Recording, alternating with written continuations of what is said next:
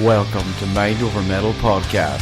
Heavy metal and hard rock news, discussion and reviews.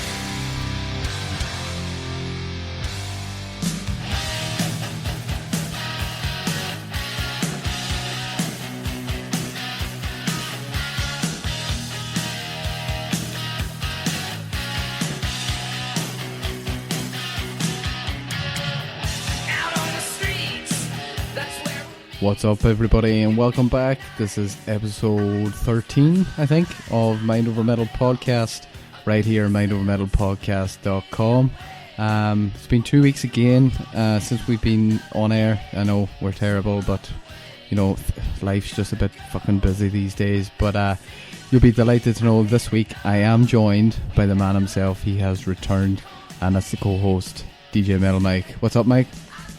Hey, brother, how you doing, man? I'm good, man. Delighted to have you back. Thanks, man. I'll tell you what, it really sucked I wasn't there last week. I mean, yeah. I think you guys even talked about it on the podcast, but yeah, we're all set and ready to go. I mean, we're just getting ready to go, and my fucking power went out. Yeah. Didn't get it at all. Not a goddamn cloud in the sky, man. I'm like, motherfucker. Yeah. And by the time the motherfucking thing got turned back on, you guys were already done. I was like, oh, God's a fucking comedian. Yeah, because we were shooting the shit for ages beforehand. Right. And then just before it came to hitting record, it fucking happened. So, yeah, you were a big miss. You know, you were fitted in there. Know. Oh yeah, but you know, hey, I mean, it was still a great episode. You know, because when I told you what was going on, I said, look, I know Ralph's time is valuable, and what I mean by that is, you know, Ralph's a busy fucking guy, man. Mm-hmm. I mean, Ralph Vieira is a dude who's got a lot going on in his life. I mean, my God, he's got 2 podcasts now. He's in, 3 or 4 fucking bands? 5. They're 5? Okay, there's Thrash or Die, Combat, Ripjaw, Old Leather. What's the 5th one? Psycho Wrath. Fuck, man. Yeah, Psycho Wrath's a traditional metal band. Wow. Plus, he's got a radio show for our station, thatmetalstation.com.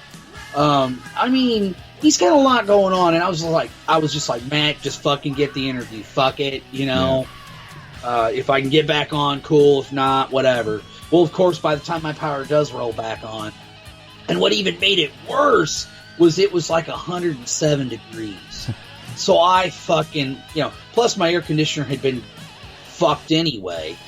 Which I finally got a new aircon, got it installed, you know. Oh, nice. Everything's good in that front. But yeah, dude, it wouldn't you know it would fucking go out like on the hottest time of the year, man. My wall thermometer actually just said high. Yeah. It was so fucking hot in here, dude. You were having a shitty week that week? Oh, dude. It was. It was just, that's what I mean. It was just like, oh, well, this is just the creme fucking de la creme right here, man. Yeah. This is fucking grand. Thank you so fucking much. You know, I'm like, really, honestly, dude, besides, you know, I mean, I don't want to sound, you know, maudlin or anything, but if it weren't for the station and the podcast and my family and friends, I would have to say 2017's been kind of a shitty year for me. You know, I mean, I lost my mom to cancer. This is going on, that's going on, but you know, fuck it, you know, it's kind of like Mike Mirror from Suicidal Tendency says, you can't bring me down. Mm-hmm. You know, and, I'm not gonna fold my cards or give up, you know, just because life sucks. Big demon cop, you know, and I mean, and I know what your feelings are on that after the whole Chester Bennington thing, you know, and you know, the thing is with that is I see both sides. I see exactly where you're coming from, Matt. Mm-hmm. I really do, because at the end of the day, suicide is a totally selfish act. Mm-hmm. You know, you're not thinking of anything or anyone but yourself. You know, like, you know, the people I truly feel sorry for is his children, his wife, the people that's left friends, behind, his family. Yeah, you know, I mean, at the same time, being that I have people in my family that are mentally ill, I also am smart enough to realize that, not to say that you're not my friend, but sometimes those people, their wires just aren't crossed right, man. They're not. Yeah. I mean, they're not thinking clearly, obviously. If they were, they wouldn't do what they just did. You know, Yeah. It's like the immortal words of the one and only Bill Ward from Black Sabbath.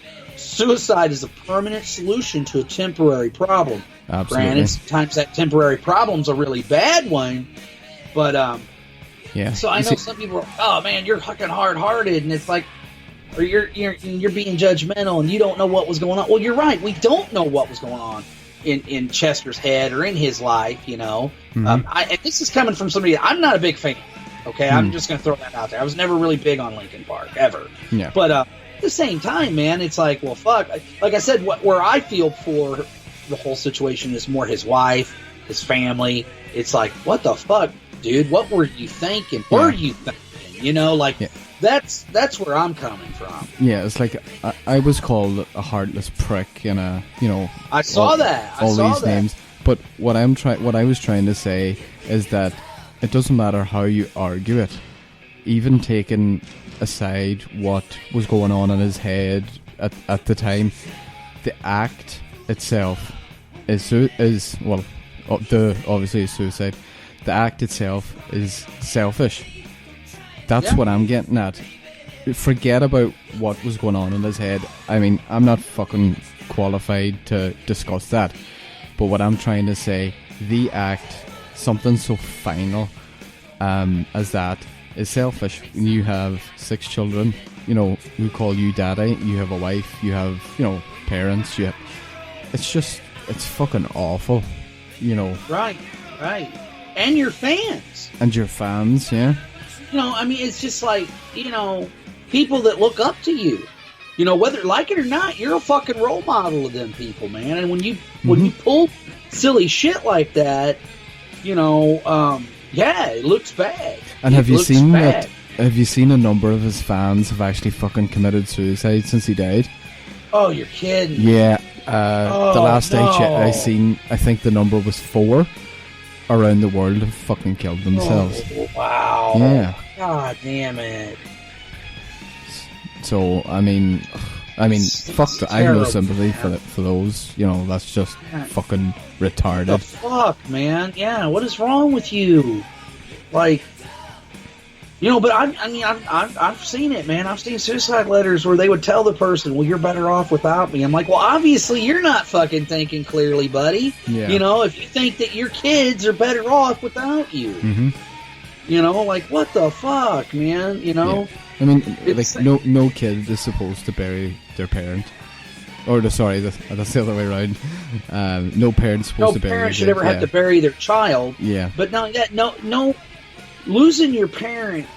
I mean, like, I lost my mom, and it fucking killed me. But goddamn, dude, I was a grown-ass man. Mm-hmm. The people I feel for are the ones that lose their parents when they're really young and don't really know their dad. Yeah.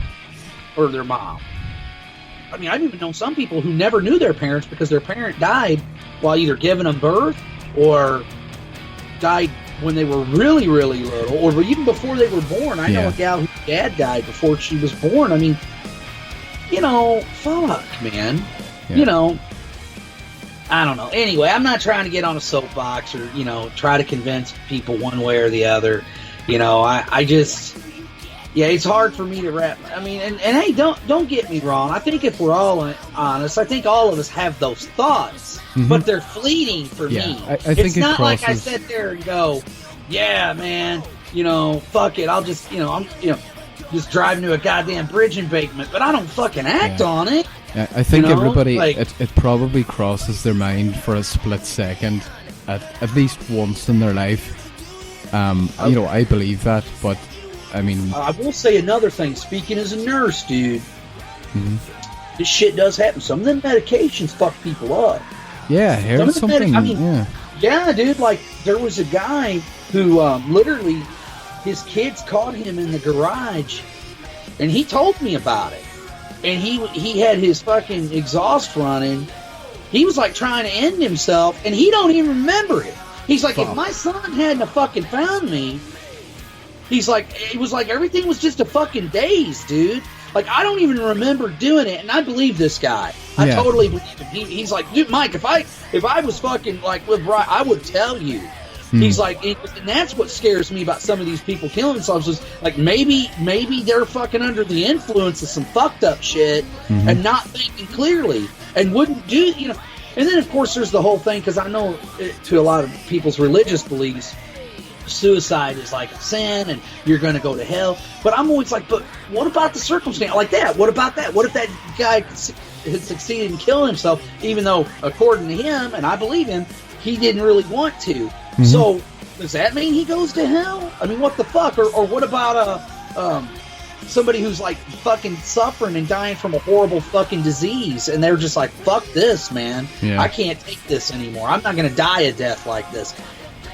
Do you judge them as hard? I just, you know, I don't know. Of course, when it comes to religion, I don't know. I'm not really a very religious guy at all. Yeah, me neither. It's just kind of like, well, fuck. I mean, what then? I mean, are there extenuating circumstances to every problem? I mean, I don't know. I mean, the only thing I can ask about this Chester Bennington thing, did anybody see it coming at all? Good question. You know, maybe the family, maybe the wife. Yeah, I don't know. Nobody said anything, you know? Nobody said anything, but I did see a few things, you know, in the months leading up to his death, where he'd been like fucking losing it on stage and like, you know, threatening fans and shit. But you know, he was just like flipping people off in the crowd. But really, but at the time, like, they released a new album. Now I'm not a fan now, but in saying that, when Hybrid Theory came out, I was like 15 or something, so I was all about that album. But I actually don't think I've seen, or I don't think I've heard a Linkin Park album apart from that. But from what I gather, their last album, they like totally changed the sound and, you know, kind of went poppy. So I think he was getting a lot of shit from fans at shows, flipping him off and stuff. And he was lashing out at that. You know, that's what I saw at the time. But well, I do know that, you know, because my ex,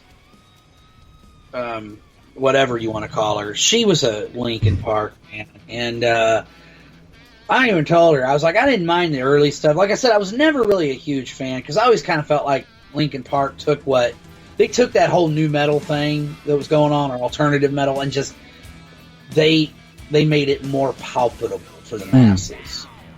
And so it didn't really do a whole lot. With that being said, though, I had buddies of mine that absolutely loved Linkin Park, you know. So, and I will say, the guy had a great voice. I mean, he could sing. He was a talented dude, you know. But yeah, they got kind of in the last few releases, when I was with my ex, she'd buy them and listen to them, and they strayed way from where they weren't even heavy anymore, dude. Yeah. And that was 5 years ago, 4 or 5 years ago, 6 years ago, maybe. Well, yeah. And you know, so to me, it's like, yeah, I feel like they kind of strayed from their original formula anyway, you know. But like I said, I'm not a big fan, you know. Like but I understand, like, someone of your age, like you said, you were at that right age, man, where it hit big. It's kind of like my nephew, who's DJ Kane. He's close to the same age as you, bro, and his he loves Disturbed. Again, he was at that age, you know. Absolutely. And those bands, I think, are, like I said before, are good gateway bands. So anyhow, enough about that. You know, fuck, I don't want to bring everybody down.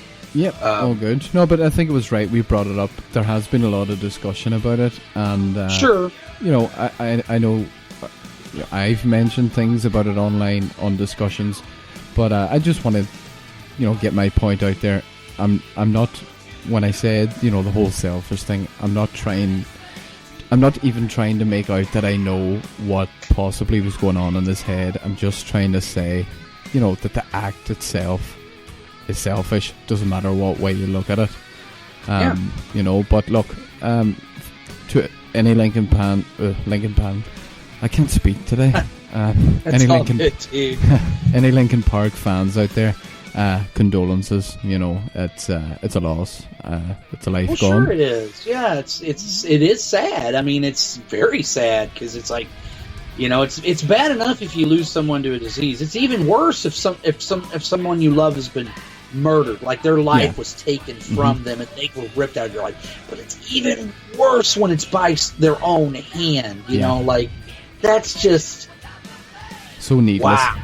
You know, right? So, my condolences to Linkin Park's fans and his family members and his band members and his friends. And, I mean, fuck, man. You know, fuck. That's just fucked up. Yeah.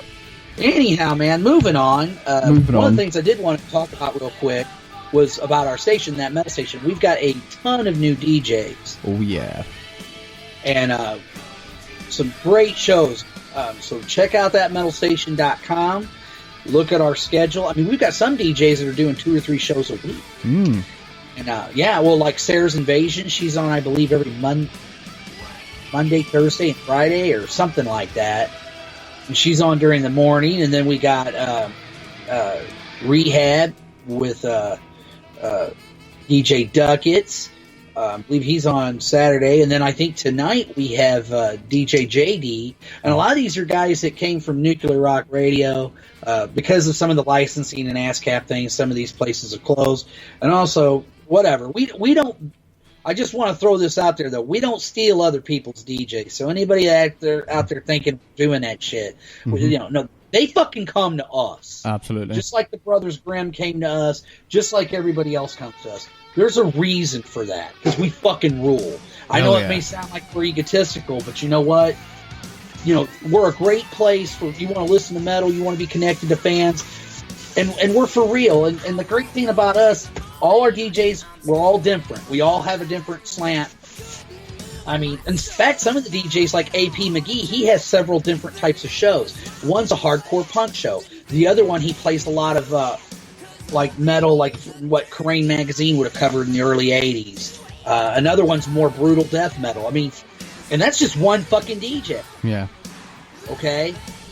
We all bring something different to the table. None of us are alike, exactly, and that's what makes it cool. I like the variety, because within the metal umbrella, you do have a lot of different subgenres and a lot of different cool things. Like with me and my show, I like to mix it up. I like to play everything from fucking Behemoth to fucking Rat to goddamn Pantera to Black Sabbath to whatever. Absolutely, yeah. There's definitely an abundance of variety there now. You're covered. You have your classic metal covered, your thrash, your glam with DJ Big Bushy. You have some alternative stuff. You got the new metal stuff with Sado. Now I haven't caught.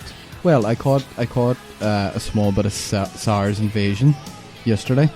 Really fucking good. I just managed to catch maybe half an hour, 40 minutes or so, but she done a killer fucking job. Make sure you check that shit out, thatmetalstation.com. Check out the schedule, jam-packed with DJs. I mean, we nearly have a full roster, I know, dude. I know we're growing by leaps and bounds, man, and it's really cool how we got a cool influx of, because some of them we have former DJs from, I believe, Metal Nation Radio. Is that what they were called? It was the station that Scott was part of. Yeah. We got some of them. Dr. Evil, Psycho Sin, Sid. DJ Sid, who's on a leave of absence right now. Sid's taking a leave of absence, but he knows he's always welcome to come back. He's still part of the family. We have those guys. Then we have what I call the Rock and Metal Combat Podcast guys, which is you, me, DJ Bushy, even DJ Sato to a certain extent, because Sato got turned on the station because of Big Bushy. Yep. Who else? Is there anybody else in our group that's from... No, Ralph. He's the guy that started it all. Obviously, Ralph, but we, and that's what's kind of cool about us as Scott. That's one of the things he likes to do, is he likes to cultivate his own talent. He looks, and any listeners that come in the chat and he starts interacting with them, he gets to know you, and then, here we are. DJ Shant Star is another one because of Bill Wayne's Kiss, Kiss, Kiss, Heavy Metal, Hard Rock, and the Rock and Metal Combat Podcast. He became a DJ because so you got us guys who basically, we haven't worked for any other radio station, and I don't ever plan to. Yep. Like this, I will never leave that metal station ever. Yep. And then of course we got. Okay, go ahead. I was saying I'll only leave if he fires me. Right, or if he decides, or somebody to starts to pay me, or if he decides to close shop. Yeah. If he decides to close shop, then I will totally. Excuse me. What you eating there, Mike? You're making me hungry. Some Long John Silver, man. I don't know what that is, but it's Long John Silver's it's a chain of restaurants. It's like a fish place. Oh, nice. Kind of like Captain D's. I don't know if you ever heard of Captain D's. Nope. Well, maybe over there. Now, here in the States, they had a place called Arthur Treacher's Fish and Chips. It's kind of like that. It's a fish. Yeah. Is it like chicken, battered fish and fries? Yes. Oh, nice. Yeah, and battered chicken, and it's the fucking shitness, Oh, dude. man. I'm actually fucking starving. I shoved Oh, a are sandwich. you? Yeah. But I'll be fine, though. I feel bad now, dude. No, you're alright, man. I One can nearly in front of- smell the aroma coming over the airwaves here. But, Well, you know what? When I make my way to Ireland, brother, we'll go get some fish and chips if you want, Yeah. man. My treat, okay? oh, yeah, sounds good to me. So, and I also wanted to give out a shout out to some former DJs of ours, DJ Def Jeff, DJ Wall. I've started a new station. They left our station about a month ago, but it was an amicable thing. They started Soundphoria Radio, which is more like they're going to play all kinds of music. See, we've kind of boxed ourselves in, but to quote Kerry Keaton, when he said that Lars said Slayer and other bands kind of painted themselves in a corner. Well, you know what? I like my corner. It's the fucking coolest corner to be in. But Soundphoria, they're going to have all kinds of music, and they've also had DJ Wadzilla join them. DJ Wadzilla's debut show will be this Saturday. I think it's the same time slot as it was here at that metal station. 11 to 3, I think. I encourage everyone to listen, because right now, at the moment, we don't have a DJ on at that time. So I encourage you all to check them out, listen to them, as long as not one of us is on the air. Yep, absolutely. And anyway, it's soundforiaradio.com. Yeah, soundforiaradio.com. And I just want to, I hope they're listening. I honestly, I wish them nothing but the best, man. I know they're going to do well.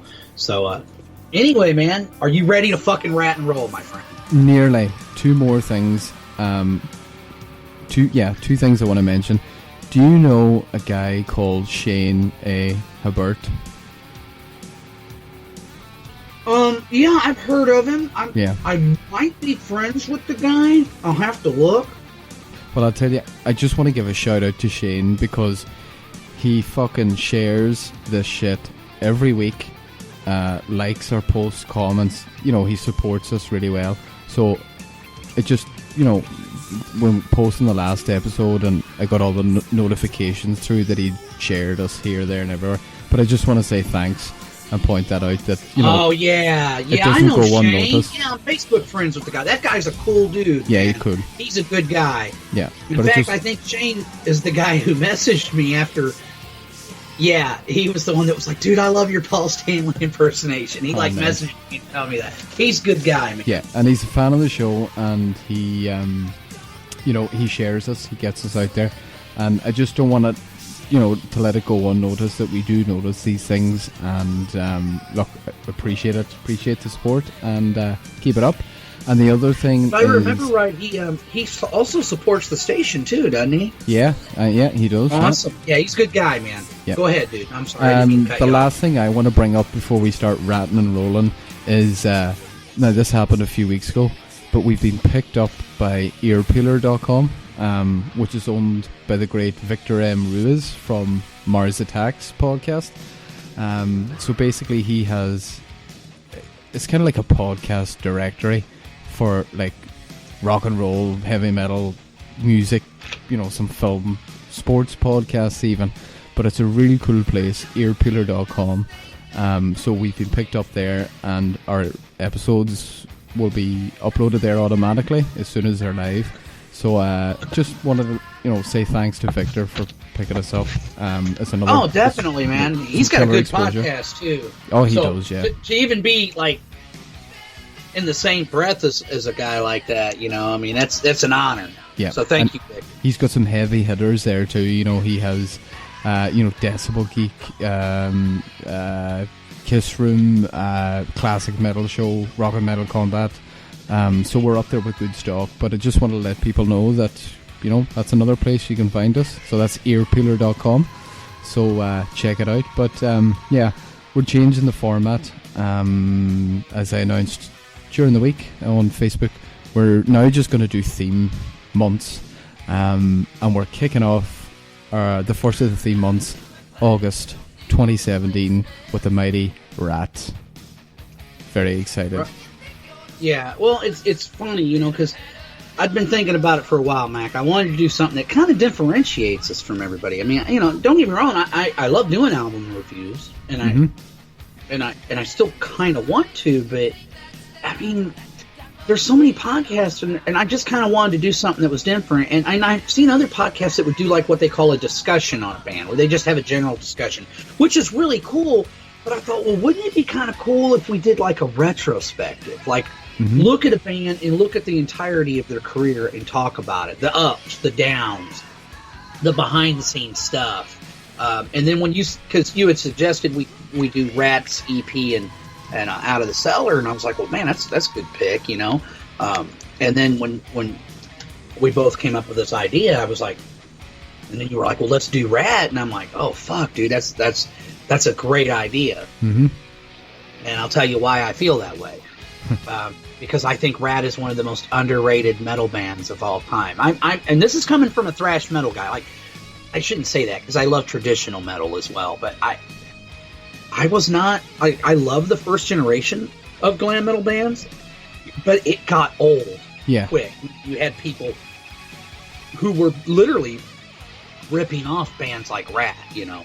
I mean, it's kind of like the great Wadzilla, a.k.a. Ian Wadley from the Rock and Metal Combat podcast, said. You had Ratt, and then you had like a bunch of mini Ratts, and that's how I saw it, you know.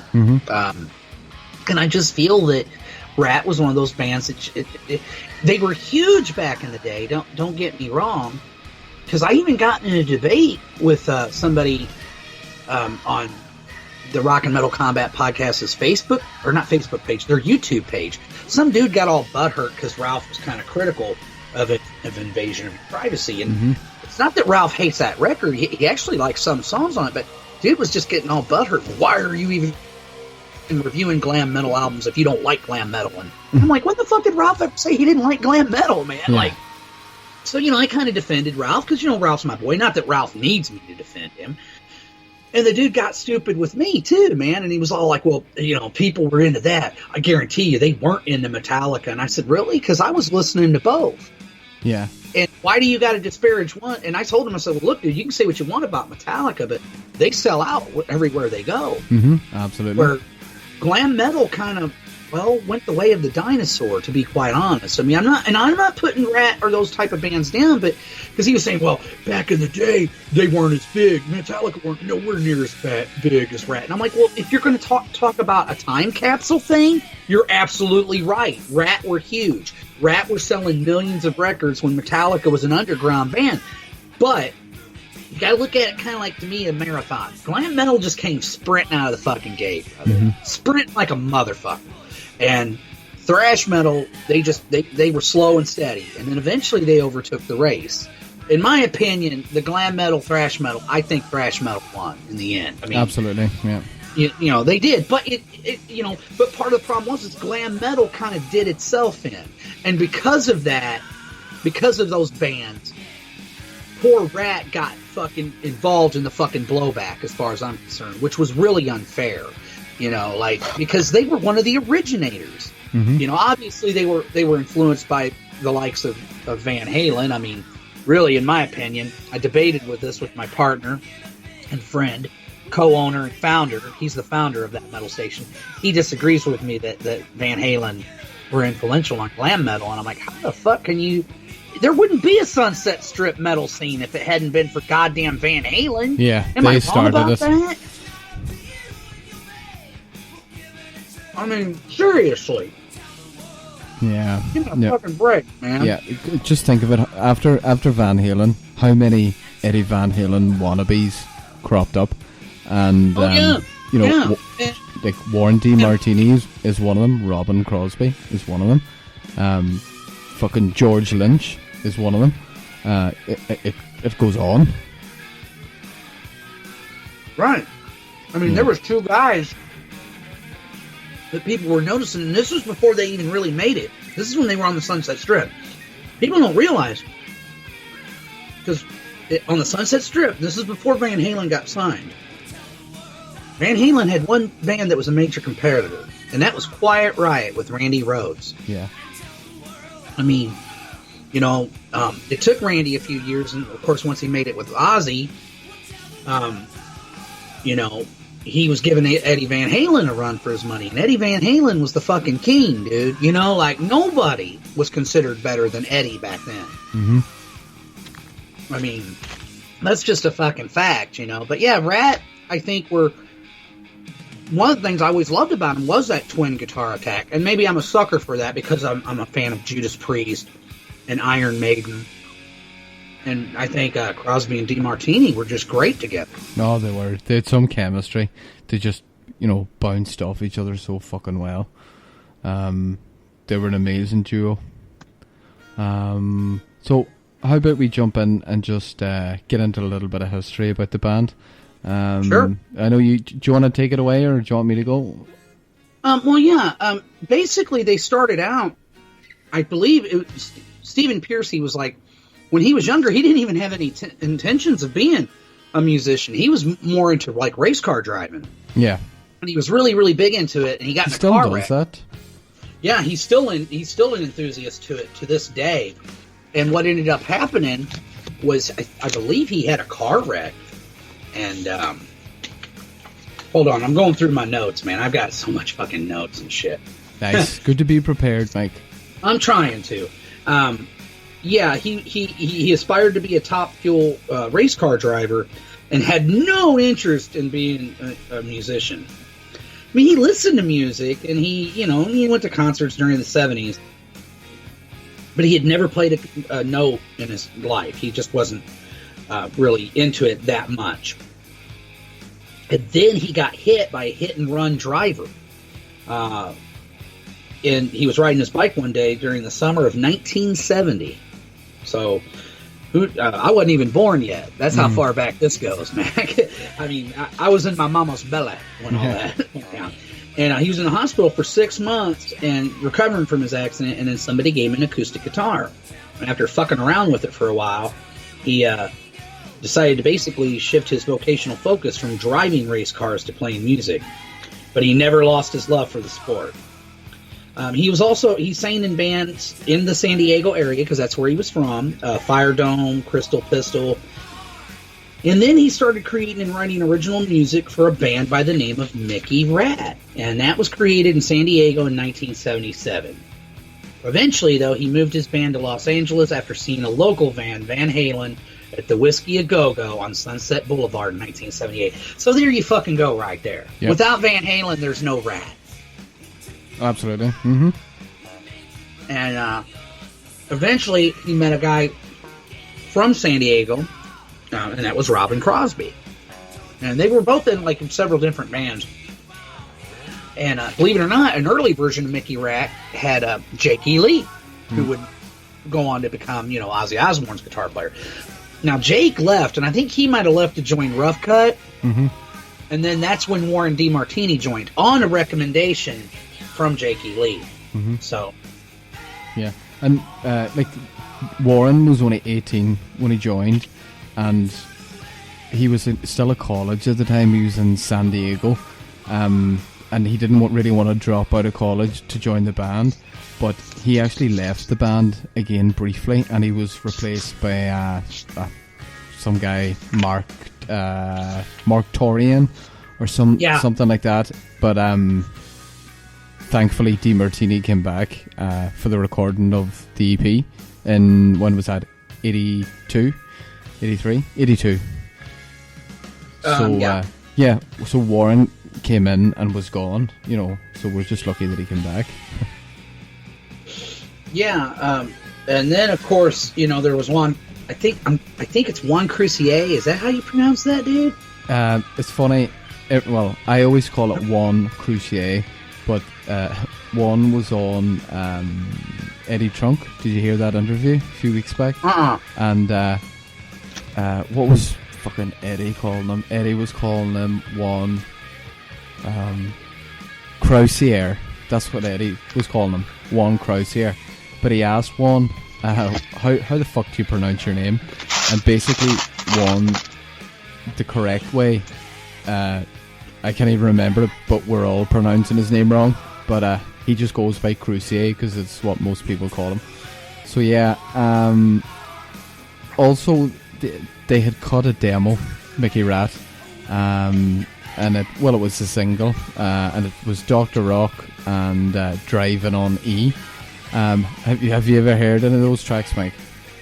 No, I have not. I've heard of them, but I'd never heard them. Well, I had never heard them until today, and I was fit to find it pretty fucking easy, to be honest. I found both. I found Driving on E and Dr. Rock on YouTube, so you can check them out there if there's any Ratt fans, Mickey Ratt fans that maybe doesn't have them, and you're a completist, you want to get it.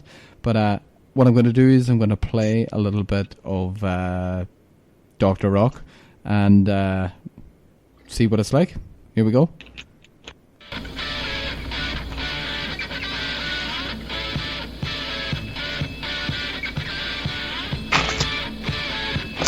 Can you hear that okay, Mike? Yep. You want to take a break? We'd like to take you there. You walk about the world. I know the only cure. You know you need to rock. I think it's pretty fucking cool. Well, you can definitely tell it's Steven. Mm-hmm. You can hear it. You can hear the rat now. And it sounds like what it is. Yep, and that's available on YouTube, so if anybody wants to check that out, just go onto YouTube, Mickey Ratt, Dr. Rock, and also the other one, Driving on Ease there, but to be honest, the quality of it is shockingly bad, so I'm not even going to attempt to play it here on the show, but yeah, pretty cool. You know, if anybody... well, I wasn't aware of it. You know, it's not the kind of thing you think, oh, I must see, is there any Mickey Ratt songs out there? So, but yeah, where are we? That took us up to... I wasn't even aware that they had anything recorded. You know, I mean, I've heard of Mickey Ratt, obviously. I knew that was their name before they became Ratt. Yeah. But I didn't know they recorded. I do know that after that, like I said, Jakey Lee... you know, the band went through various lineup changes. Members included, of course, Jakey Lee, Chris Hager, Paul Denisco, and Bob DeLaCellis, bassist Matt Thor, Tim Garcia, Mike New, and David Jellison, and drummers John Turner and Bob Eisenberg. The various Mickey Ratt lineups released several demos, compilations, and a live concert recording. And then, of course, you said in 1980... to increase their chances of landing a recording contract with a major label, the band recorded a single called Dr. Rock. On the B-side was Driving on E, which was given to fans at their early Los Angeles club shows. In 1981, the band's name was shortened to Ratt. Crosby played with the band later in the year. Guitarist Warren DeMartini, recommended by Lee, joined the band in 1982. Bassist Gene Hunter from Jakey Lee's band Teaser and drummer Kurt Meyer, who played drums on the early Tell the World recording that was featured on the compilation of Metal Massacre No. 1. Now, anybody who knows their metal history knows Metal Massacre was a compilation done by Metal Blade Records. A guy by the name of Brian Slagle, who, in my opinion, especially when it comes to underground metal, but that's what was cool about Brian. I mean, here's a guy who obviously wasn't... an elitist, because he had Ratt and Metallica on the same compilation. Hit the Lights, the original version of Hit the Lights, was featured on the same compilation, Metal Massacre 1, and it was Tell the World, the original recording of that. Yep. And that was Hit the Lights with Dave Mustaine, wasn't it? Yeah. Yeah, Dave Mustaine, Ron McGovney. Or no, wait, I don't even think Dave Mustaine was in the band at the time. They had some other dude that played guitar, and I can't remember the dude's name. But, we can get back to that some other time, because this is a Ratt conversation, not a Metallica conversation. I don't want to get caught in the Metallica vortex. But yeah, what I think is kind of interesting about that is, again, because some people think that all Slagle was about the underground and heavy, really heavy. And that's not true. I mean, if like there was a band he had on his label that I thought should have been much bigger than they were, and he felt the same way, by the name of Lizzie Borden. I don't know if you ever heard of them. You familiar with them, Oh, Mac? yeah, absolutely. Okay. Yeah. And, but he just liked good metal. He didn't give a fuck if it was glam, thrash, whatever the fuck, and that was the thing about him. He tried to get Metallica to do their debut album on Metal Blade, but he couldn't quite come up with the money. John Zazula from Megaforce Records beat him to the punch. But the fact of the matter is, he gave Ratt an opportunity to be on that compilation right there along with Metallica. So, that I do think that is kind of significant, that two bands who went on to become pretty big deals in the metal scene, on different ends of the spectrum, I may add. I think that's kind of fucking cool, man. Yeah, it is. Yeah, that's cool. Metal Massacre, you don't own a copy of that, do you, Mike? Oh, fuck no, dude, no. Dr. Fuck does. Oh my god. You know how much that fucking thing's worth? Yeah, I would say it's crazy fucking money. Yeah. Especially if he's got a first printing of it. Yeah. Well, he bought his right around that time, 82, 83. Wow. So anyway, they said right here when they recorded Tell the World, that Kurt Meyer, he played the drums in Ratt on that track, the original one from Massacre. And then Bobby Blotzer, which we'll get into him later on down the line, he's the guy who joined. And became basically the drummer ever since, until now. Anyway, I'll save my gloating for later. You know what? Fuck that. I'm just going to go on a tangent. Fuck that guy. Yeah, fuck him. Fuck Bobby Blotzer. What a fucking fucktard, man. Yeah. What a tool. Like, what really bothered me about it is when he actually, and I'm like, what an idiot. Very short-sighted of him, too. Because I guess he really thought he was going to, like, win this. Oh, yeah. And I'm like, talk about delusional, man. And I love how he tells the guys at the classic metal the classic metal show are fucking haters. I'm like, how are they haters? They're just reporting the facts, Bob. They're not. The funny thing about that whole situation, when he put, when he was going out and touring as Bobby Blotzer's Ratt experience, he was doing well, doing nothing wrong. He was going out making a living. But then when he decided to change it from Bobby Blotzer's Ratt experience to Ratt. Oh, I don't know Ratt? What the fuck, man? Yeah, but he told all the guys in the band at the time, he said, we're going to be the next Foreigner. He was like, people don't give a fuck about members, because, I mean, as you know well, Foreigner nowadays tours most of the time without any original members. And this is what he believed that Ratt, his version of Ratt, was going to be. They were going to be as big as, Foreigner. But the difference is, Foreigner wasn't really a fucking MTV band. People didn't really know what the members looked like. So you can kind of get away with it, in that regard. But there isn't also another difference. The guys in Foreigner, most of them were in the band at various periods at the time. Yes, they may not be original correct. members, but they all joined. That's not the same case with Ratt. If Bobby had guys like John Corabi in his band, he might be, maybe, and that's stretching it. John Corabi and Robbie Crane, but still, it's not fucking Ratt. But no. But it might be a bit more palpable, maybe. Is that the right word? Yeah, but he's just, I mean, he did like when he gave his band members copies of his platinum album, as if they recorded on it. It's like, Yeah. Part of me was going, Bobby, what are you doing, man? Like, what happens if they decide to fucking sue your ass? You're going to want them platinum albums back, buddy. Yeah. Smelt the fucking gold or down in it or whatever. I mean, I just don't, and I can't fathom how a guy who, because we've been doing this, man. I've not seen his name in any of the songwriting credits on any album so far. No. I mean, the only one... So how the fuck can a guy who never fucking wrote anything basically take over the band? I just don't understand how that happened. No, I could be wrong, but the only songwriting credit that comes to mind that has his name on it doesn't come until Infestation in 2010.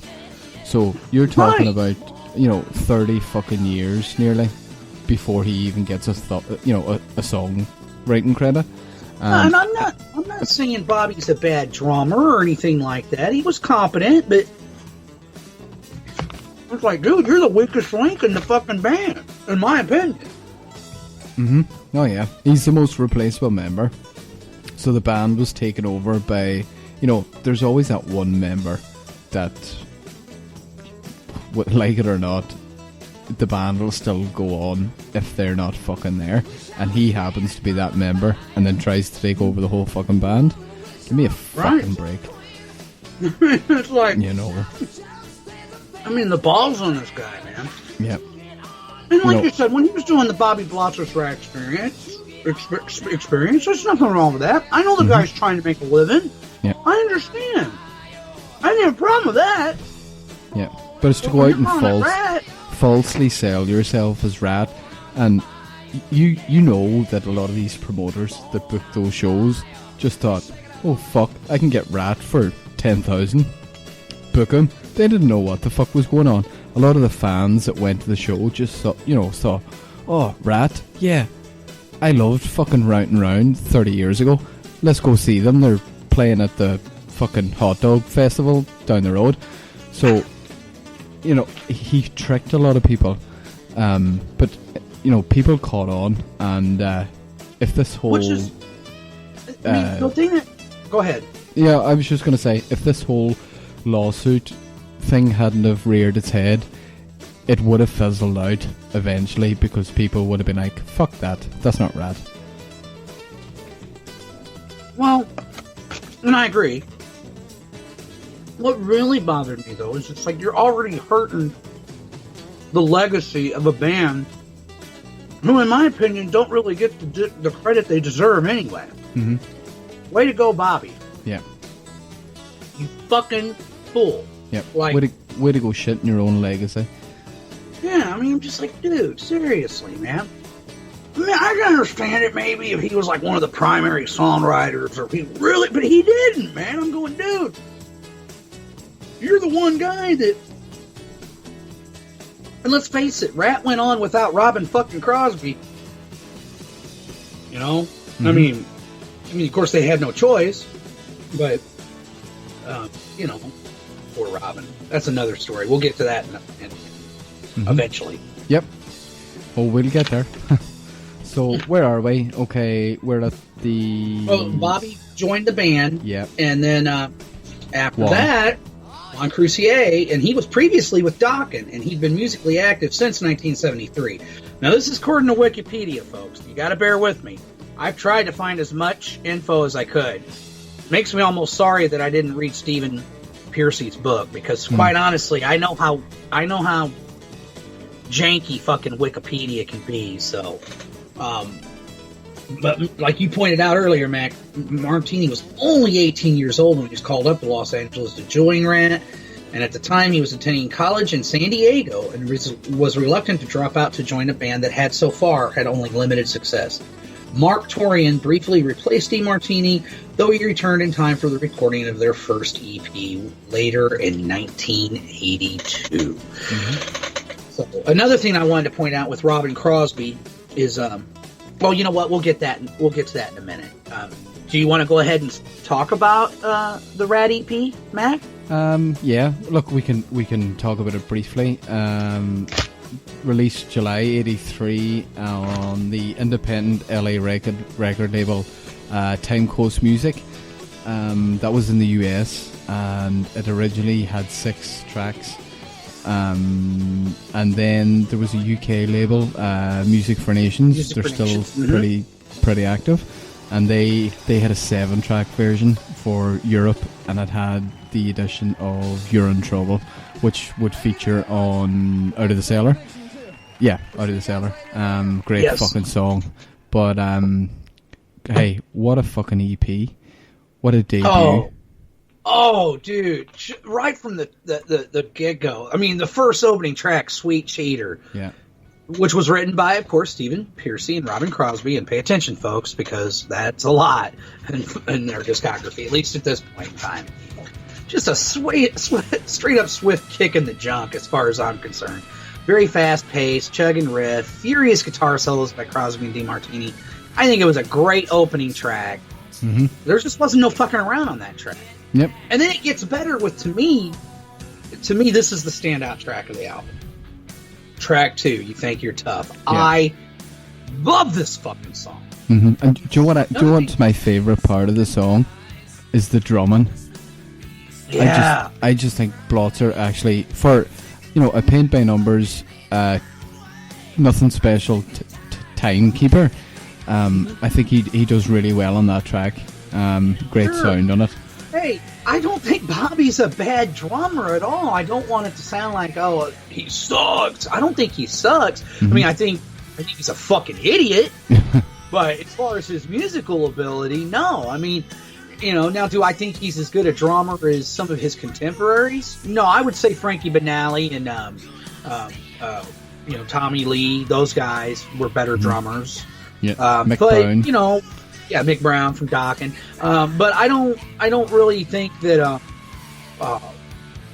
Bobby was a bad drummer. Yeah, this is not just the standout track of the album for me, but also probably one of my all-time favorite Ratt songs. I absolutely love this song, and my introduction to it was, which interestingly enough, we never really talked about how we got introduced to Ratt. Yeah. We'll get to that in a minute. Mm-hmm. But, I didn't know about the EP when it came out. I didn't know about Ratt until Out of the Cellar. I saw the video Round and Round, and that was that. And I loved it, and I went and got that. And then we saw this EP with the I didn't even know that was Tony Katana at the time. I'm like, oh, man, nice legs.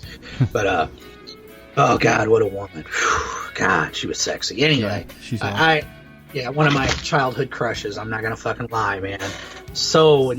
Teenage crushes, I should say. So in love with Tony Katana.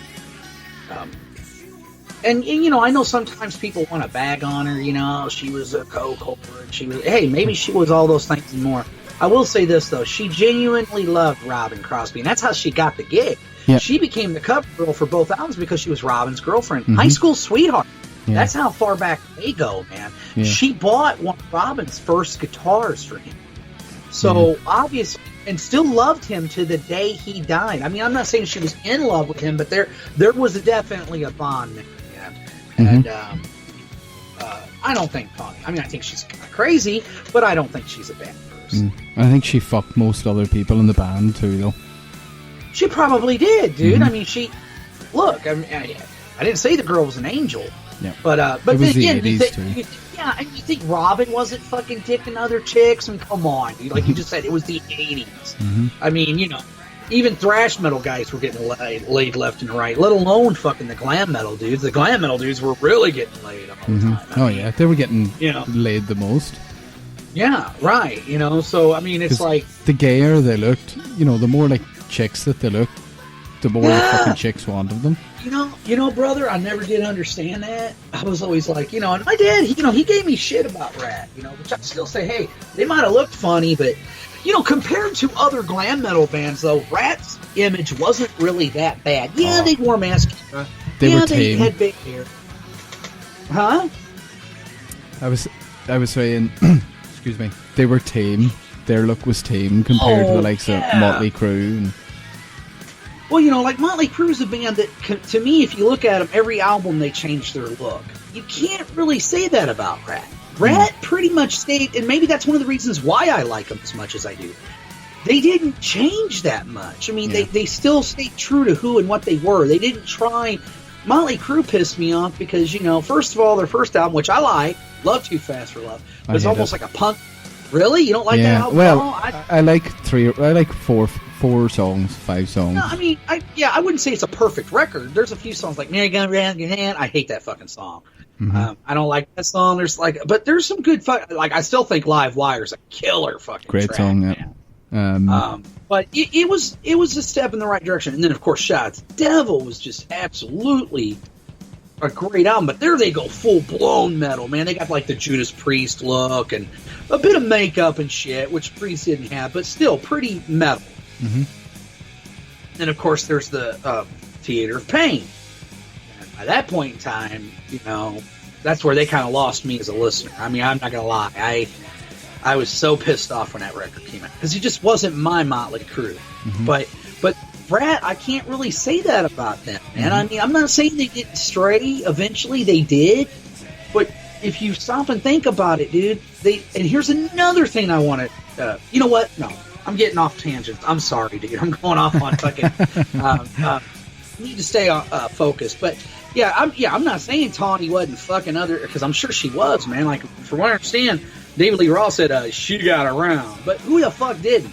Yep. I mean, it was the fucking, like you said, it was the 80s. Everybody did. And I don't give a fuck. I still would have nailed that shit. Mhm. I don't give a fuck, man. But yeah, it wouldn't surprise me to find out if she fucked every guy. Mhm. I'm sure Stephen Pearcy got a piece of it. Yeah. But I I don't- heard before that she fucked everybody in the band.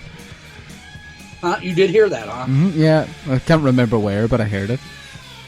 Well, maybe it's in Stephen's book, man. I'm thinking I might have to buy that fucker. Yeah, I haven't You know? read that, but I will. Yeah. But anyway, yeah, to me, You Think You're Tough, it's just a great song. I mean, it's you got the killer riff that opens the song and gets into a very catchy groove. And I especially love the parts where Juan Crucier does the vocals, when he does the "When You Find Your Own Way He's a great Out, backing singer. when you're on your own." I love that part.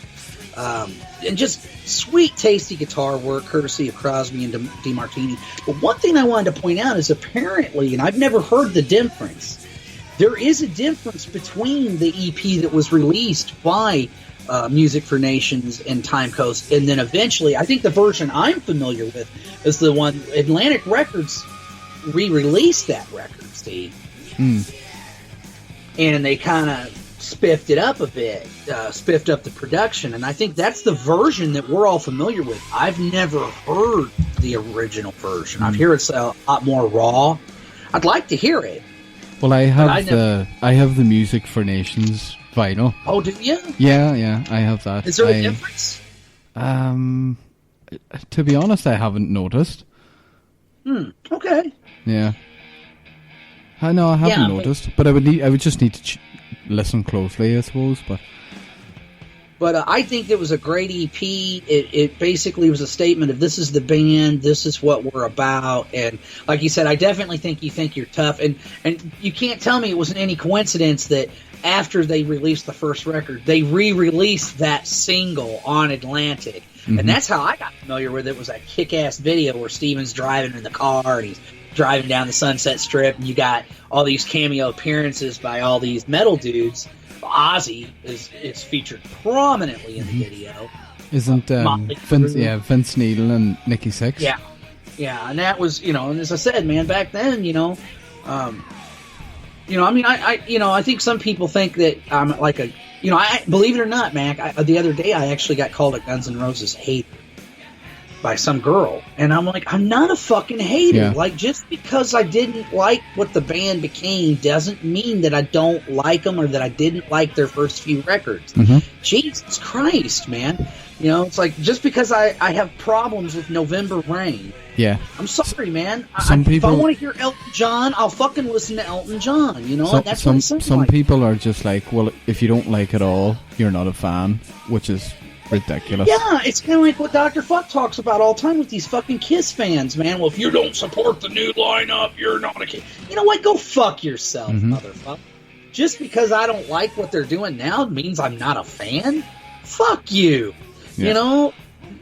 that doesn't make me any less of a fan. Like, if you look, I'm not telling anybody they can't like current Kiss. You can do whatever the fuck you want, you know. But what cracks me up is when people actually defend. And I'm not trying to say this to be mean, but it's kind of like Ralph's last Vera Vault episode. Well, not the latest one, but the one before, where he's playing those recordings of Paul. Just, dude, it breaks my heart. It breaks my fucking heart, man. It's like seeing an old fighter that you loved and you watch his, and he's just getting the fuck beat out of him, man. And you're just like, dude, just stop already. You have nothing more to prove. Just stop. Mm-hmm. And, you know, I mean, that was one of his big speeches. This, I don't want to leave the party before, you know, whatever, Paul. You fucking have, you stayed way too long at the fucking party, brother. Way too goddamn long. Yeah. Anyway, man, to get back to the EP, like I said, I think the whole thing's great. Not a bad track on it. And you think You're Tough is the standout track for me. How about you? I think Walking the Dog or... Oh, that's a good one, man. There's not really a bad track on the album, dude. No. I mean, there is not a bad track on that EP. Yeah. Like, I really like Walking the Dog, and like I love Back for More, and obviously it was the Out of the Cellar one I was familiar with first. But sure. I just think that the rawness and the simplicity of the version of the EP is just fucking awesome. So which version do you prefer? That's a tough one. I know, right? Do you know, I know. I think the only way I could diplomatically answer that would be it would depend on the day. You know, it would depend. Probably, being honest, I would probably pick Out of the Cellar version by a contour. It's the one I'm most familiar with. Yeah. You know, it was the one I heard first. But I mean, hey, the EP one, it's a fucking good one, man. Mm-hmm. Oh yeah. I certainly can't bag on it. And I mean, that's one of the things that was kind of interesting about Ratt, because they were heavy. They just had those melodic hooks, man. Yeah, you know? So catchy. It really was pop metal, but like it's pop metal done right. Like it just, you know, like it was heavy enough to where I'm like, fuck yeah, man. But yet it had the hooks, because, you know, believe it or not, ladies and gentlemen, Metal Mike does like some pop music. You know, I'm not all metal all the fucking time, but to me, I'm pretty picky, and you know, I like what I like, and what I you know, I don't. I mean, that goes with just about any subgenre of music, or even subgenre of metal, you know, like, you know, because I've been told I've been a glam metal hater. And I'm like, no, I'm not, motherfucker. Mm-hmm. I wouldn't be doing this fucking retrospective right now. Yep. You know, like, yeah, I'm not a fucking glam metal hater. I hate what it became. I mean, there's a reason why you had the thrash metal movement. There's a reason why you had a band like Guns N' Roses, because those guys were fucking sick of it too. Mm-hmm. You know, anyway, I'm getting off on another rant. I'm sorry, dude. Yeah, you're okay. But yeah, I think the EP, I give it fucking 10 out of 10 devil horns. I think it was fucking an outstanding debut. Mm-hmm. And, you know, and I said, any album with Tony Catan's legs on the cover, I mean, that's not bad. But, yep, exactly. And she reappears in 1984. After the EP, you know, done really fucking well, got some good reviews, and it brought the band to the attention of Atlantic Records, who ended up signing them. So they started writing, recording the first full-length album, which was, of course, Out of the Cellar, released in March '84. You know, combining the then prevalent Van Halen / Aerosmith, you know, influence.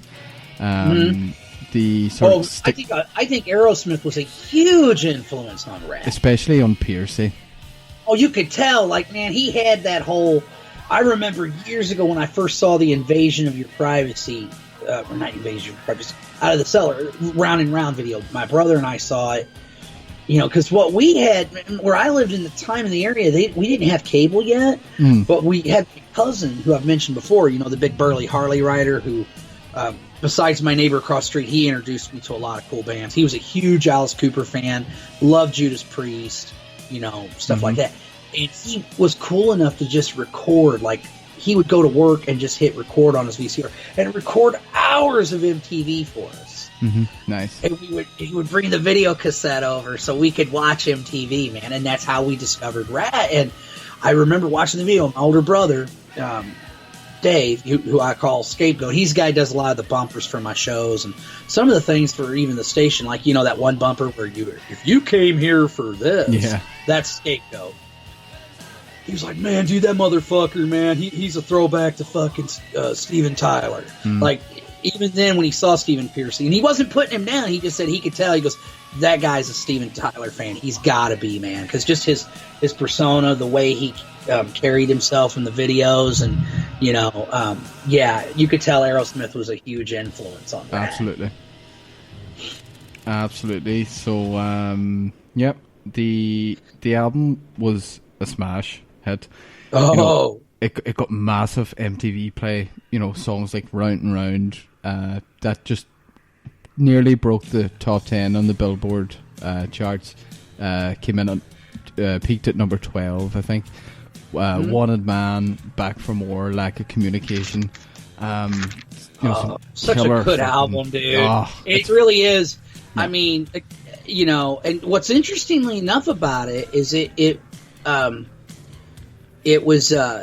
came out 4 months after Quiet Riot's Mental Health. Yeah. And like right around the time of Motley Crue, Shout at the Devil. So really those albums, plus probably Dawkins, Tooth and Nail, really did usher in my opinion, the glam metal era. Like, those 4 albums, in my opinion, ushered in that era. And just a great debut album as far as I'm concerned. Again, I don't think there's a bad fucking song on this album. No, it's fucking... It's one of... It would be in my top... Yeah, fuck it. It would be in my top 10 metal albums of the 80s. I just absolutely... Oh, wow. Yeah, absolutely. I just love Out of the Cellar. I can put it on anytime. Well, another thing you could throw it on, you could put it on top 10 debut albums, probably. Oh, yeah. It's a great debut album, man. I mean, of course, that there's a lot of bands that have had some outstanding debut albums, including your beloved Guns N' Roses. I mean, to me, Appetite for Destruction, and that's what I was trying to get across to my friend Carrie. I'm like, hey, that's a landmark record. And I got news for people. I was listening to Guns N' Roses when nobody knew the fuck they were. So fuck, kinda, call me a fucking hater. I ain't no fucking hater, But anyway, I think, Out of the Cellar, just landmark album. Man, it's really hard for me to say for me the standout. I mean, there's so many good fucking songs. Well, and we'll just go through it briefly there. Like, it kicks off with Wanted Man. That's a great fucking opener. Oh yeah, great opener, and I just love the whole vibe of it, because especially if you listen to the lyrics, just a killer opening track, and it's killer lyrics about being a fucking badass in the Old West. Yeah, I mean, great video too. Written by Crosby and Pearcy.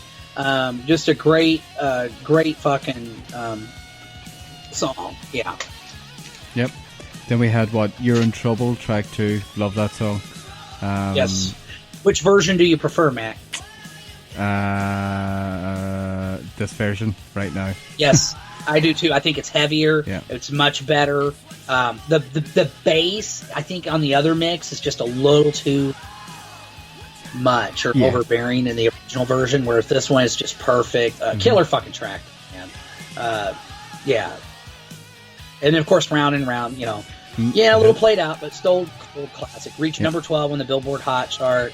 Very accessible track. Also written by Crosby, Pearcy, and DeMartini. I never get sick of that song. It's a good song, dude. I mean, don't get me wrong. I don't want to say...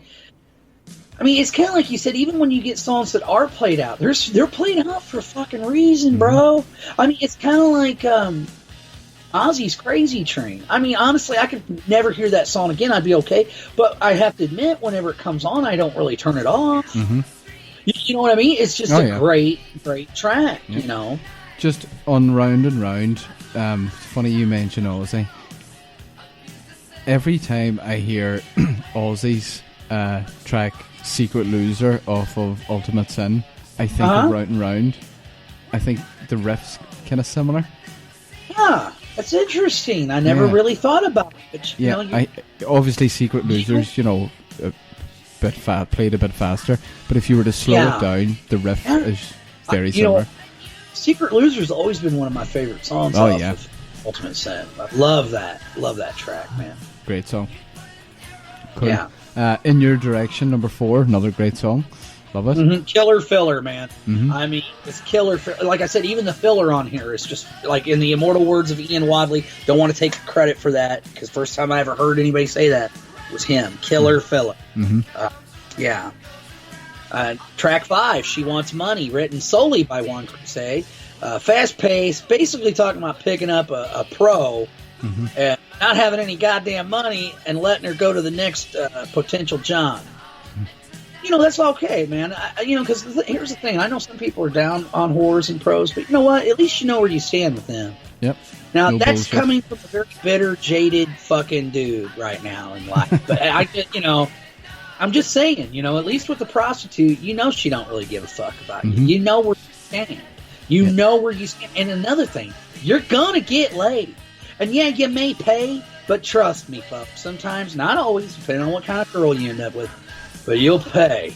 Oh, did I pay on my last one? Oh, well, still you pay one way or another anyway. You know, be it through fucking movies, dinner, you know, presents. Right. So you better hope your wife don't hear this. She'll be like, "What are you calling me a fucking whore?" And you're gonna be like, "No, not at all." Nah, she doesn't listen to this shit. That's good. Man. That's good. Anyway, man. By the way, I forgot to tell you, man. I mean, I know I did on Facebook. Happy birthday, man. Oh, thanks. Cheers. Yeah. Were you playing beer pong, dude? Yeah. In your picture? Oh, I love beer pong, dude. That was the first time I ever played it. Oh, isn't it fun? Yeah, it was great. But I got fucking hammered. Oh yeah, you'll get fucking hammered, dude. Yeah, because we had like in the cups in front of us, we had beer, we had vodka. Wow. Fuck, I don't even know, gin. Tell you what, whatever was there, we had it. If I ever make my way to Ireland, or if you ever, you know, because they've been talking about that whole Rock and Pod, expo. God, I wanted to go so bad, but me too. Things just went fucked up for me, you know, since Mom died and everything. So I'm not going to be able to go, unfortunately. But I'm hoping that enough people do go and I think it's going to be a success. I really do. Yeah. I don't know why. I just have a feeling that this is going to be a success, and I hope it is, because then it'll be on next year. It'll be on next year, and I will definitely go next year, man. I know that I'm sure, you know, the guys who pretty much are organizing it. Let's give credit where credit's due. Chris Sinzak and Aaron Camaro of the Decibel Geek podcast. I know they're probably like, God damn it, Metal Mike, you know, we need people like you to come to work. And I get that, man, but I just can't make it. But I did donate money to it, and, you know, I really do hope it's successful, because I do want to go, man. You know, because I would like to meet not just the other podcasters, but the other guys from the radio station as well. It would be killer. Yeah, so, you know, be a lot of fun. Anyway, so where are we at, man? Lack of communication. Oh, this fucking song rules. Written by Piercy. That riff, opening riff. Killer fucking riff. Catchy melodies. This track fucking rules, and as far as I'm concerned, it's very relevant, even by today's standards. You know, like if you listen to the lyrics, pretty deep lyrical content, especially for Ratt. I don't mean that any put down, but let's be honest. Most Ratt songs were about banging chicks. It was sex, drugs, and roll. You know, most of their songs were about, you know, hooking up or falling in love, or, you know, nothing wrong with that. I'm not knocking it, but yeah, I like that, man. It's probably my favorite track on the album, but that's really hard to say, because it's like there's so many good fucking songs on here that it's really hard to pick. But I don't know, just that lack of, and that fucking riff, man. Really, really cool fucking song. Really cool song. And that's what I mean. You got to give Juan credit, man. Him and, you know, it's just weird. Like, again, I may have said it earlier, but I'm going to say it again. I think Steven's not only a Ratt underrated band, but I think Piercy's a very underrated songwriter. You know, people need to remember he can play guitar and stuff, so he knows how to write music. And yeah, I just think him and whoever he collaborates with, it's fucking killer stuff. So, track 7, brother, you want to take this one? Yeah, Back for More.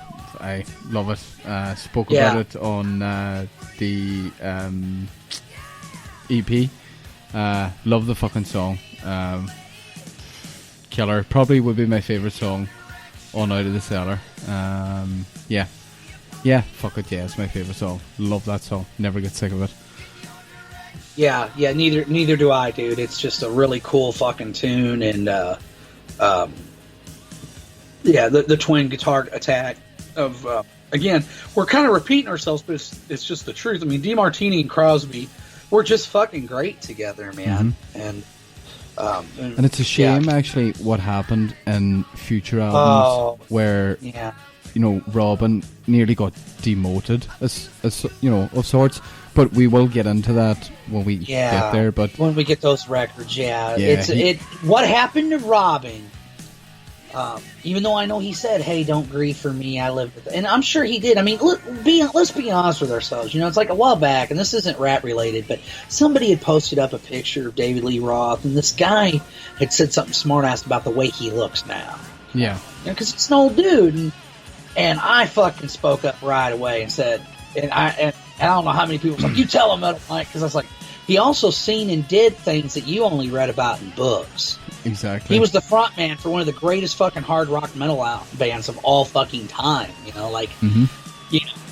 What the fuck have you done? Yeah. Seriously, who gives a fuck if he's balding and old? I don't care. I mean, it's like, and even with Paul Stanley, it's like, look, is Paul the vocalist he was? Well, of course not. Does it bother me to hear him sing the way he does now? Yeah, but does that take away from his accomplishments?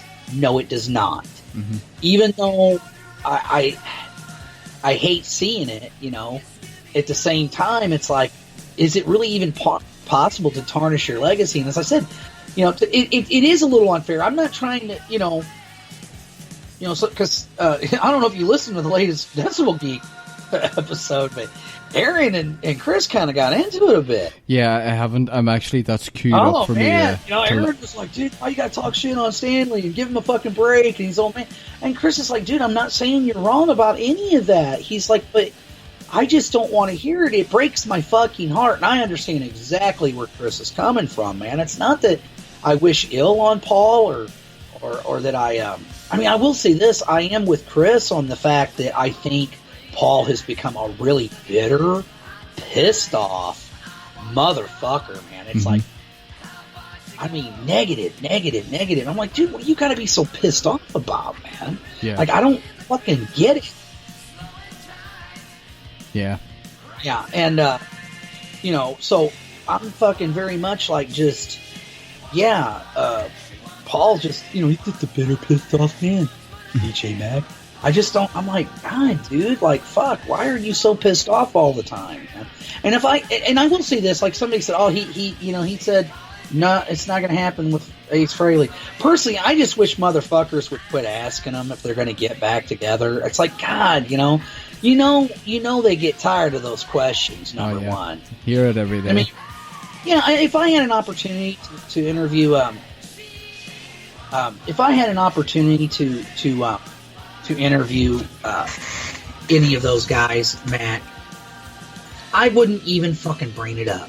I would just say, hey, what are you going on now? I might talk about older albums and things they've done, but I would not be fucking, hey, is Ace really going to get back in the band? and I wouldn't ask Ace about it either, because it's just like, what the fuck, man? Like, you can't come up with any better questions than that. Like, I'm tired of hearing it. Mm-hmm. If I'm tired of hearing it, Paul and Ace are, and quite honestly, man, I gotta be honest, I don't want Ace to go back to Kiss. I think he's doing just fine on his own. Yeah. I mean, the last couple of albums he's done have been solid as hell. He's kicking ass everywhere he goes. He's doing fine. He doesn't really need Kiss, and I don't really think Kiss needs him. That's just my opinion. Yeah, I mean, it would be great to see him back in the band, but Paul would just ruin the whole thing with his voice, so...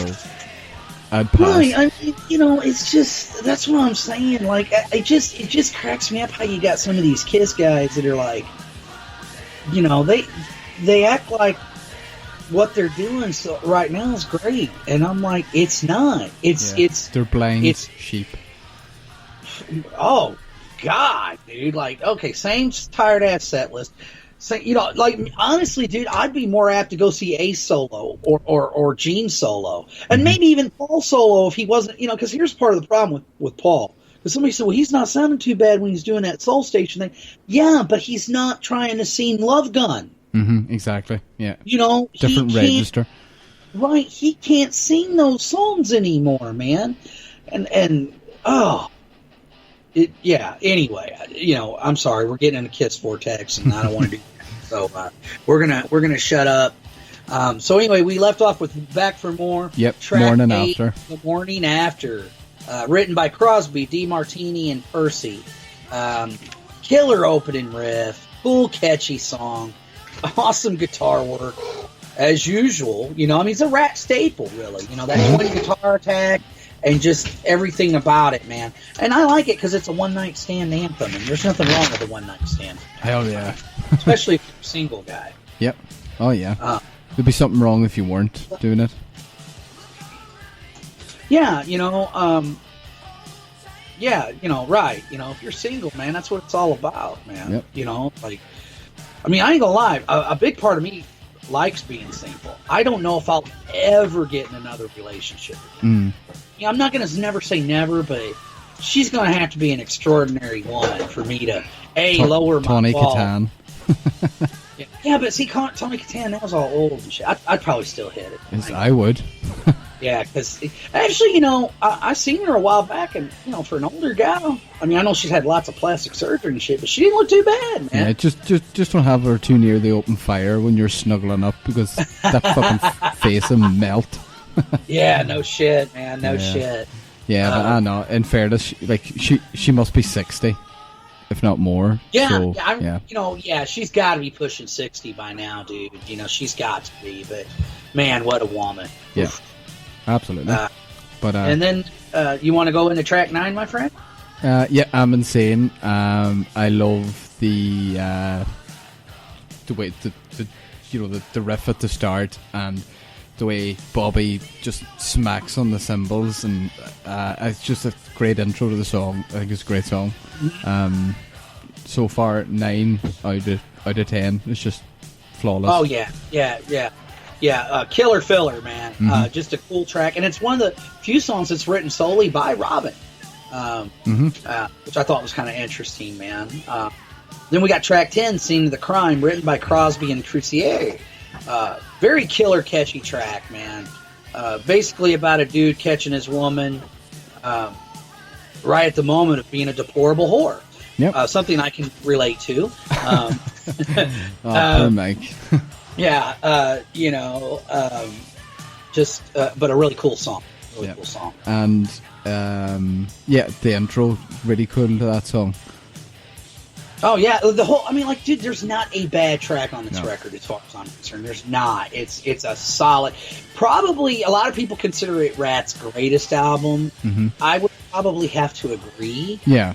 But see, I'm an Invasion of Your Privacy lover too. I love that. Oh, me too. Yeah. Had a lot of fond memories with that, but I think this is where we're going to end part 1, right, Mac? Yeah, I think we will. In fairness, I think we've gone through a lot, but just on Scene of the Crime there, do you know that is somebody that we know that is their favourite Ratt song? Do you know who that would be? If I had to guess, Ian Watley? Nope. Close, but no cigar. Ralph? Yep. That is his Really? favourite Ratt song. Yep. I was shocked when I found that out too. Well, see, probably because he can relate to it too. Yeah, exactly. But no, it's a good fucking song, man. Like I said, dude, I think this first album, and that's why I'm glad we decided that we're going to do this new format and that Ratt's the first, because they deserve. Like I said, I wish I had the money. I would so do a fucking documentary on these guys because they deserve it. They deserve it. I mean, goddamn it, if Quiet Riot and Twisted Sister can get one done, why can't Ratt? Yep, sure. But you mentioned earlier on, you said, oh, we didn't get into how we got into the band. But it's funny, actually, how I discovered the band was through a documentary, and it was the Behind the Music of Ratt. Oh, it used to be up on YouTube, but it's gone. Yeah. Yeah, it is. It's gone, man. It's but not you know, there. I hear Ratt's not really a fan of what VH1 did. Yeah. They felt like they focused more on, bad Robin shit. dying and the bad stuff. And Pantera's Behind the Music's kind of that way. Very salacious. Very. In fact, Warren DeMartini, I believe it was the one that even said, yeah, they did the same thing to us. They did to fucking Pantera. It was like all negative shit and nothing good. Like, they didn't tell our story the way they felt. I mean, don't get me wrong though. I watched it. I mean, it's one of those things where it's like a bad train wreck. You can't help it. Yeah. But even as I was watching, I'm going, man, they're really glossing over a lot of stuff, man. It was more like, well, let's focus on their partying lifestyle and the casualties from that, and not enough about the music and how they met. And one thing they did kind of talk a lot about, though, obviously they focused on the whole Tawny Robin thing,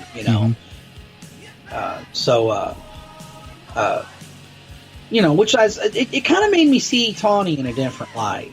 I saw that because it made me realize, wow, she really did love him. Like it wasn't just, because it's really sad what happened to Robin. Yeah, it's a shame. Well, and then, he had AIDS, and then he had plus he was fucking addicted to smack, and then on top of fucking all that, his pancreas wasn't working. Yeah. So he's like, he was 400 pounds when he died.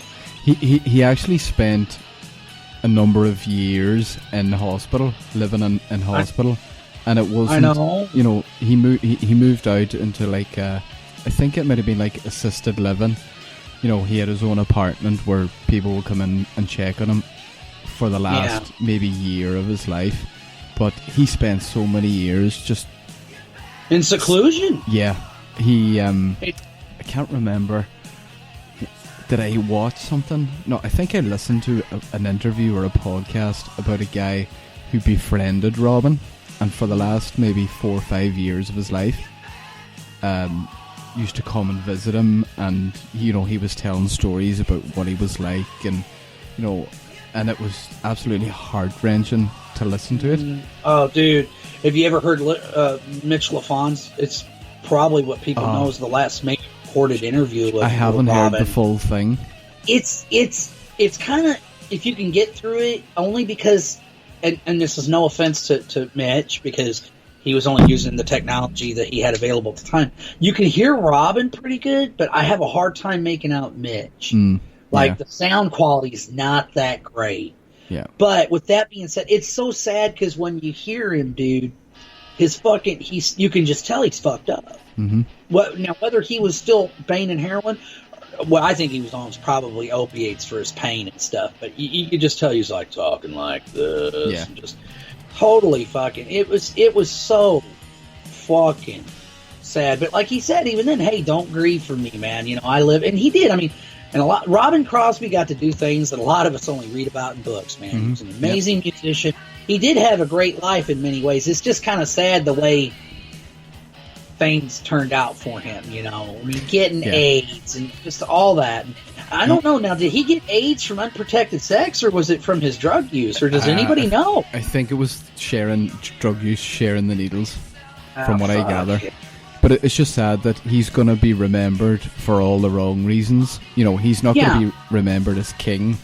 The fucking giant dude with platinum blonde hair, killer guitarist. He's going to be remembered as, oh yeah, the guy who got fucking AIDS, the drug addict, died.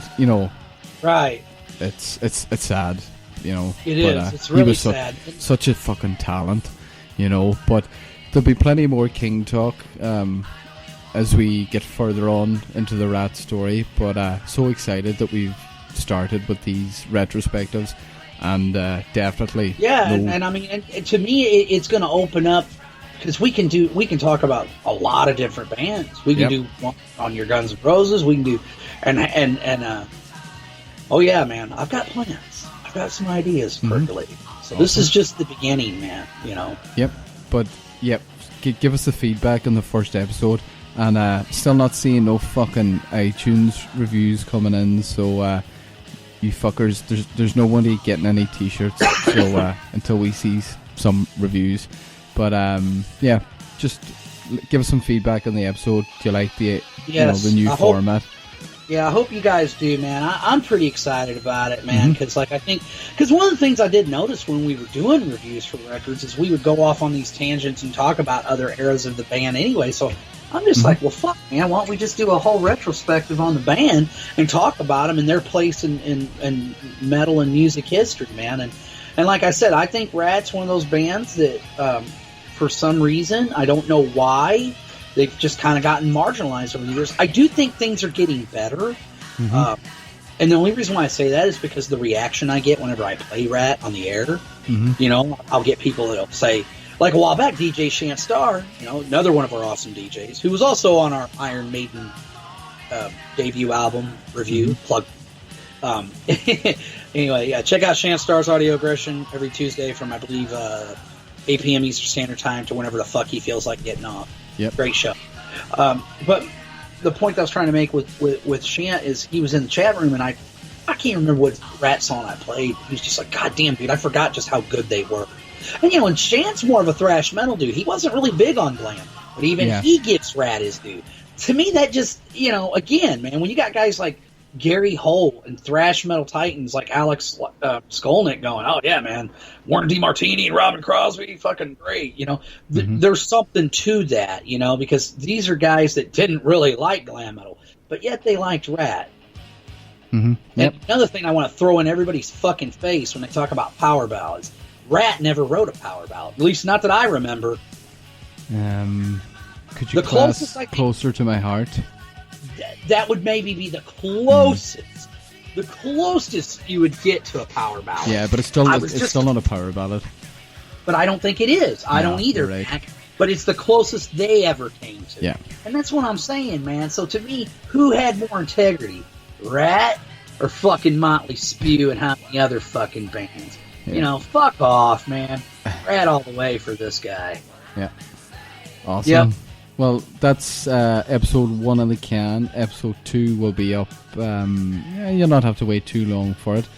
But I am back on that metal station this Friday after another couple of weeks hiatus. It wasn't a planned hiatus, but it's just the way it worked out. But I am back at 3 to 7. And Mike, are you back this Friday?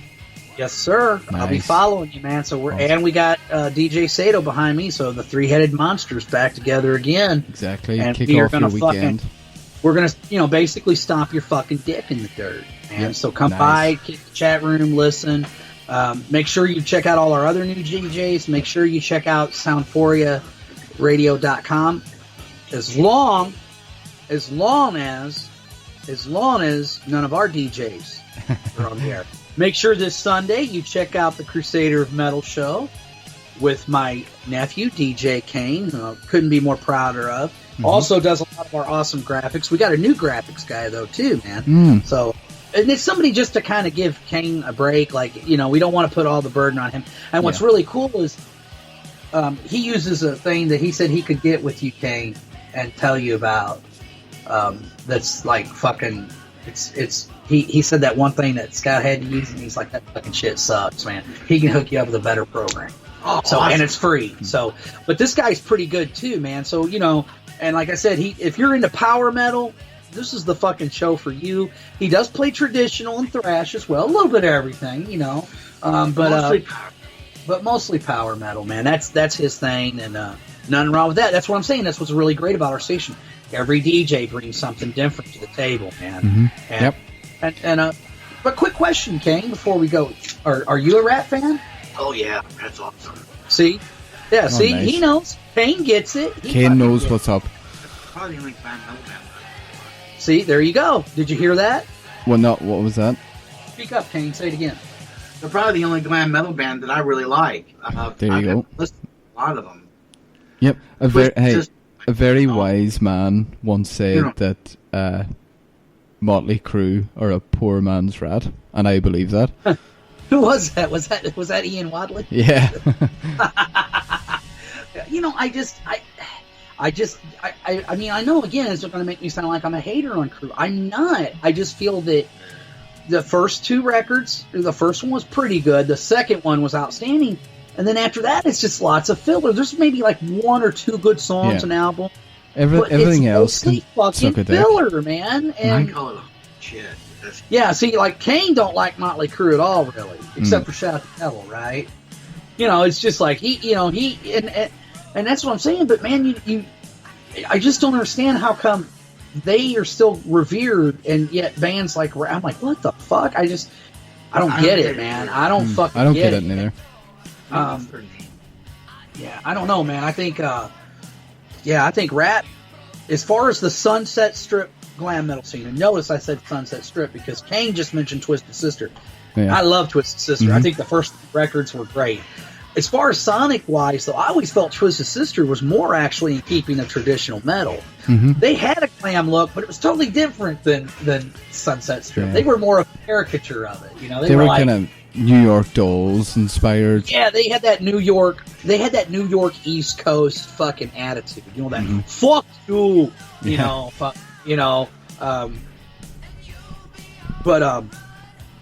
See, there's a band we could cover one time if you're down. Twisted Sister? Oh, Oh, definitely. yeah, man. I'm down with that, yeah. I was listening to Stay Hungry yesterday, or the day before. So, yeah, love me some Twisted Sister. The only question I got to ask for you, would you be down for even covering certain thrash metal bands that maybe not be part of the big four? Like, say, this would require some research probably on your part, but like Death Angel, bands like that? I'm down, but it would definitely take... I would need to research.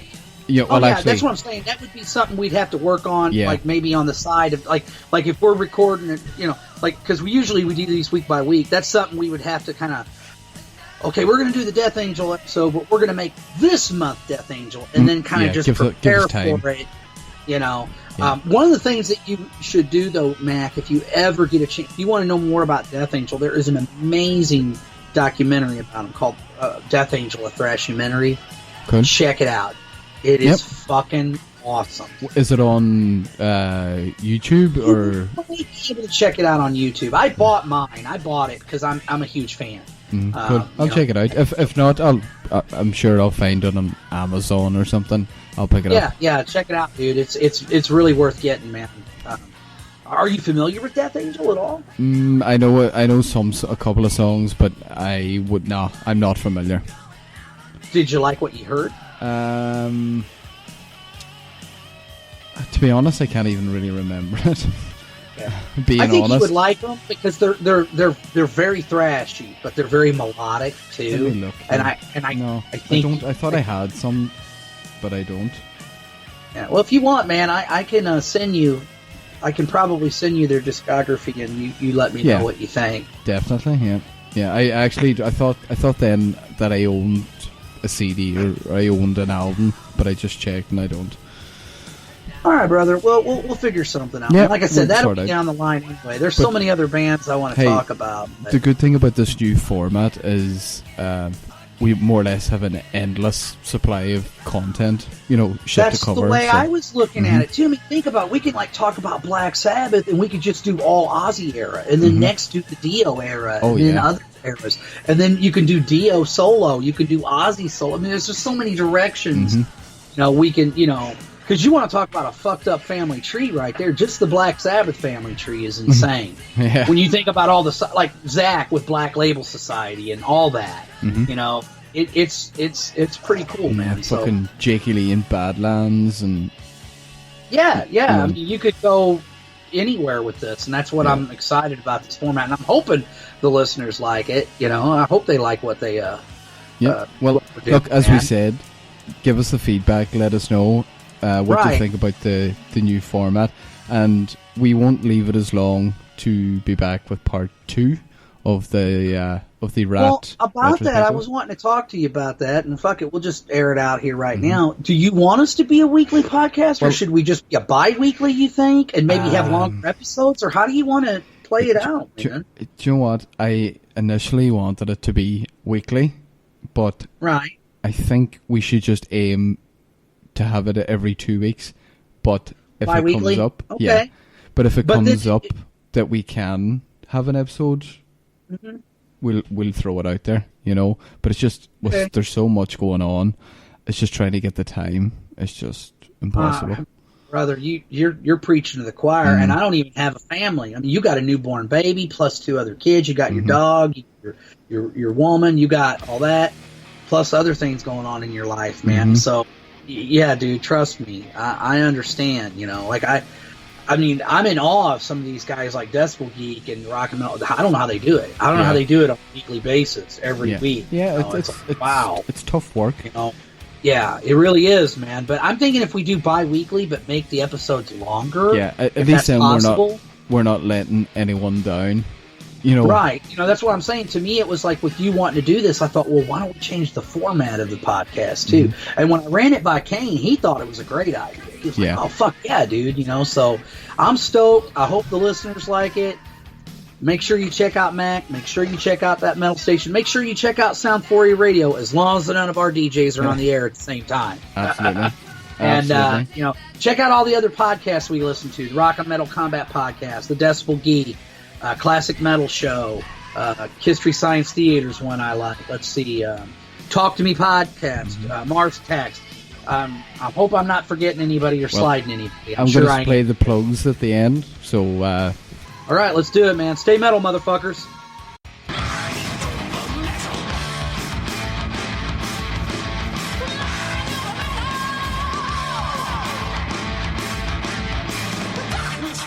What's up, everybody? This is DJ Mac, and I just want to tell you guys that my show is now moved to Fridays, 4 to 7 p.m. Eastern Standard Time, right here on that metal station.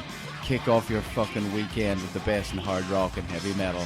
Same show, different fucking day. That's Max Mind Over Metal. Fridays, 4 to 7 p.m. Eastern Standard Time, right here, thatmetalstation.com.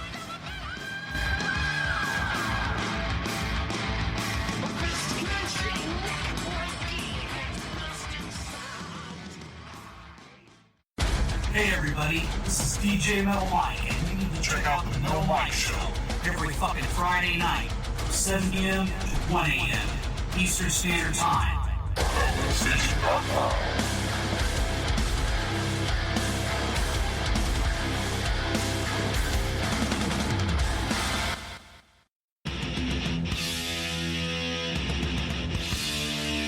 Check out the Crusader of Metal Show, DJ Kane.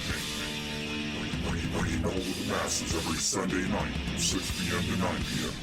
Eastern Standard Time on thatmetalstation.com.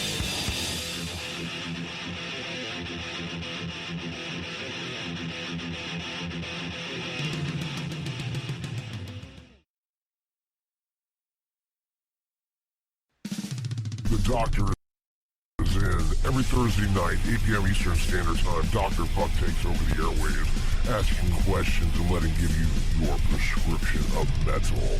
That's right, the Dr. Buck Show, only on that metal station. Hey, I'm Dr. Fuck, And I'm the Ayatollah of Alcohola. and we are from the Rock and Metal Combat Podcast. If you want to check out some crazy, uncensored, unbiased, totally nuts reviews of classic hard rock and heavy metal albums, check us out. You can get us on Podbean and iTunes. New episodes every Sunday. That's right, and we also do each other's moms. True. Free of charge. Well, mine charges. Oh, yeah. Yeah, mine's free. Earpillar, the podcasting and interview news site. To keep up with your favorite bands or artists and the podcasts or interviews where they appear, go to earpillar.com to find out what we're all about. You haven't listened to Mars Attacks podcast? What are you waiting for, man? Host Victor Emrois brings you all types of hard rock and metal-based podcasts. You'll find everything from music-based episodes, interviews, to series such as Ultra Sexy Classic Album Series, where some of your favorite musicians, producers, journalists, and show hosts comments on the albums that push the evolutionary chains of hard rock and metal. Get with it and go to MarsAttacksRadio.com to find out more. All right, Kiss Army. Since 2007, you've been getting Podkissed, the Kiss audio fanzine for your ears. That's right, it's your Podkissed. Every month, the Podkiss crew, along with the Kiss Room, brings you Kiss talk like no one else, whether it be roundtables, interviews with the band past and present, analysis, and great Kiss fun. Hi, this is Ace Frehley, and you're listening to Podkiss. Hi, this is Bruce Kulick, and you're listening to Podkiss. The Podkissed, the Kiss audio fanzine for your ears.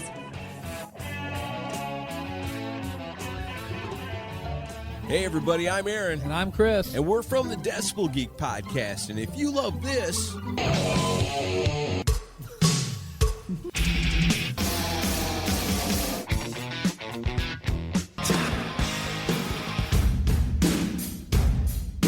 then you'll love us. That's right. Brand new episode every single Monday. You can find us on iTunes and at decibelgeek.com. And the best thing is, it's rock and roll and it's always free. Hello.